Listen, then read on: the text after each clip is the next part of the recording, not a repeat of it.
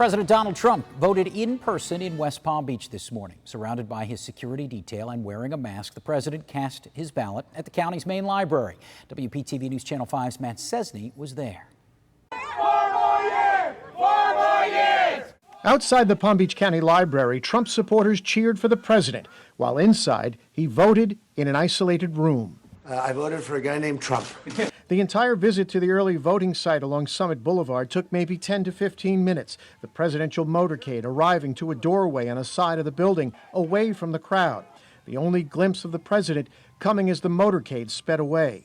It was a challenge for election staff here who had to halt people from early voting while the president was inside. Our goal really was to get it going as quickly as possible because we wanted to have the least amount of disruption to voters. The atmosphere outside the library had the feel of a campaign rally with flags and signs, something some Biden supporters didn't like. Look, you've got a huge truck singing Trump songs and actually having Trump speaking by tape while it's within, a voting area.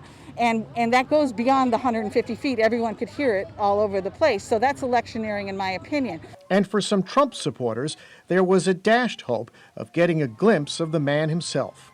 I wish he would have came out the front door instead, not in the side, because people want to see him. For Trump, the vote in person was different from the mail-in ballot he did here back in the August primary, and he once again raised doubts over mail-in ballots. Very strict, right by the rules. When you send in your ballot, could never be like that.